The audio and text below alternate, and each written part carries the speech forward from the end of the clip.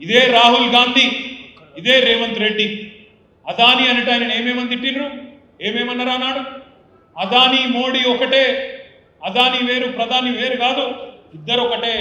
అదాని దోసుకొని సొమ్ము 609వ స్థానం నుంచి 2వ స్థానానికి ఎదిగిండు, మొత్తం ప్రపంచంలో 2వ కుబేరుడు అయ్యిండు. దానికి కారణం మోడీ. అదాని దొంగ, ఆయన మీద జేపీసీ ప్రోబ్ వేయాలి, స్కామ్ ఇదంతా అన్నోళ్ళు వీళ్ళే. ఆనాడు రాహుల్ గాంధీ గారు ఏం మాట్లాడినరో ఇలా రేవంత్ రెడ్డి గారు ఏం చేస్తున్నారు ఒకసారి చూడండి. अदानी जी और मोदी जी एक हैं और देश का पूरा धन एक व्यक्ति के हाथ में जा रहा है। Airport, ports, defence, infrastructure, storage, agricultural storage, सेब, हिमाचल प्रदेश में सेब, कश्मीर में सेब, पूरा का पूरा धन एक व्यक्ति के हाथ में जा रहा है। और जब हम प्रधानमंत्री से पूछते हैं ये 609 से 2 कैसे पहुंचा, बस ये बता दीजिए रिश्ता क्या है। हमारी पूरी की पूरी स्पीच एक्सपंज हो जाती है, खाड़गे जी की पूरी स्पीच एक्सपंज हो जाती है। अदानी जी के बारे में हिंदुस्तान के पार्लियामेंट हाउस में सवाल नहीं पूछा जा सकता।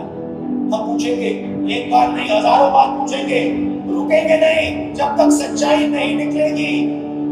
अदानी जी की सच्चाई नहीं निकलेगी तब तक हम नहीं रुकेंगे।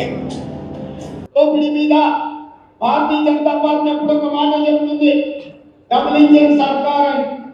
డబుల్ ఇంజిన్ సర్కార్ యొక్క అర్థం ఈడున్న మిత్రులకు తెలుసో తెలియదో నాకు తెలియదు కానీ నేను చెప్పదలుచుకున్నా.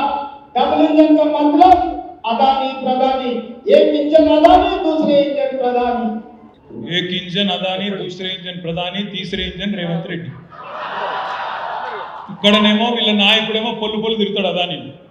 రేవంత్ రెడ్డి గారేమో స్విట్జర్లాండ్ పోయి అదాని మీద పడి కౌగిలించుకొని అలై బలై చేసుకొని అక్కడ చలి కొద్దిగా ఎక్కువ ఉంటుంది, కౌగిలించుకొని అక్కడనేమో ఒప్పందం చేసుకుంటారు. ఎవరితో ఉన్నారు, ఎవడు ఎవని బీ టీము నేను అడుగుతా ఉన్నా ఈరోజు. మీరు కాదా అదాని దొంగ? ఏది ఎలక్షన్కి ముందు, ఎలక్షన్ అయిపోగానే అదాని చాలా మంచివాడు, ఇంద్రుడు చంద్రుడు అందగాడు కాబట్టి అలై బలై చేసుకుంటాం. 10 ఏళ్ళు కేసీఆర్ ఇక్కడ ఉన్నప్పుడేమో అదాని అడుగు పెట్టనీయలేదు, ఎందుకంటే ఆయన మోడీ మనుషులు మనకు తెలుసు. మరి ఇవాళ ఏం జరుగుతుంది తెలంగాణలో? అదాని గారు అడుగు పెట్టడమే కాదు, రేపటి రోజున అవసరమైతే విద్యుత్ సంస్థలను, అన్ని సంస్థలను, ప్రభుత్వ సంస్థలను, ప్రభుత్వ కాంట్రాక్ట్లను అదానికి ఇవ్వడానికే రేవంత్ రెడ్డి గారు, రాహుల్ గాంధీ గారు ఒప్పందాలు కుదుర్చుకొని మొత్తం మన మైనారిటీ సోదరులను, మొత్తం తెలంగాణ ప్రజలను మోసం చేసే ప్రయత్నం చేస్తున్న మాట వాస్తవమా కాదా మీరు ఆలోచించాలని చెప్పి నేను కోరుతా ఉన్నా.